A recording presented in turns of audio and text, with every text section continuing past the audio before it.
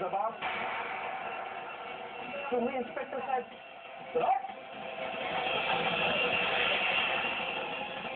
मला शूज हवेत. शूज?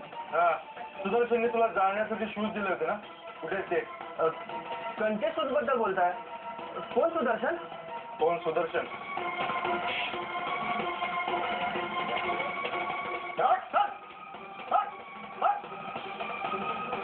कानाने बैलावशील चालेल का? हा नको.